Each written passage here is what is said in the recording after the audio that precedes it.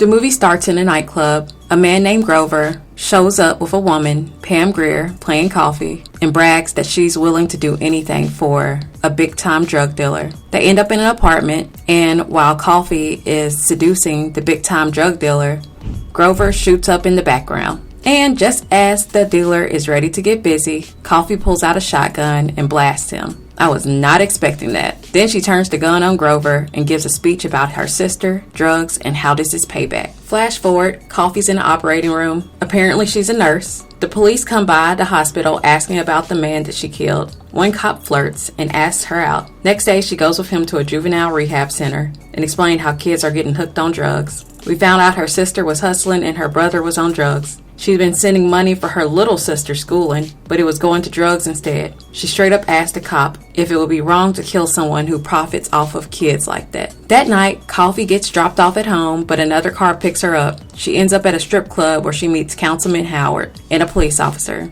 She sleeps with Howard, who tells her they'll have more time together after he wins his election. She goes back to work, but you can tell she's uneasy about the murder. Later, she grabs Coffy with the cop. He gets a call from a fellow officer to do something shady. He refuses and says, "If you ask me again, I'll bust you myself." Right after that, two goons bust in and beat Coffy and the cop. The cop ends up in the hospital, and now she's plotting revenge. The next day, Coffy asks a woman named Priscilla about a drug dealer named King George. Priscilla gives her the rundown, though her girlfriend tries to fight Coffy. Then we meet King George, dressed like he walked out of Pootie Tang. Coffy convinces him she's the best at sex and wants to work with him. At his brothel, she's introduced to the other girls. He wants to test her out. Wow, this movie does not hold back on nudity. That evening, Coffy's at a party with the other women. Someone spills wine on her, so she sneaks off, swaps out the drugs for sugar, and comes back to throw a salad on a white girl. That sparks a massive fight, 3 or 4 women against Coffy, and she beats the brakes off of all of them.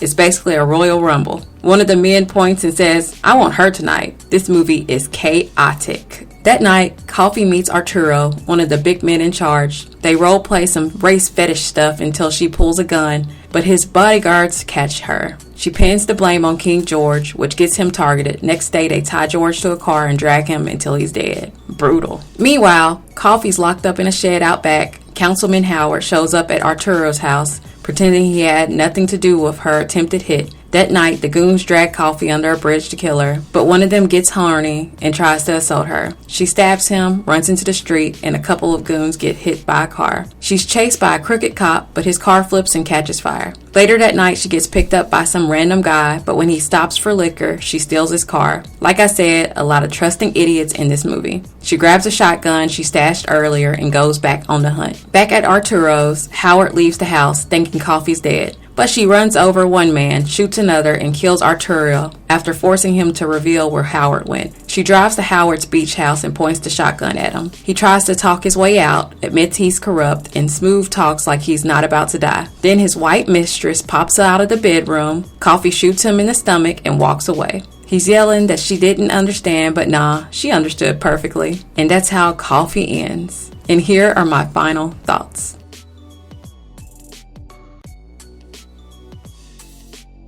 So this movie was the epitome of fuck around and find, and I'm just kidding.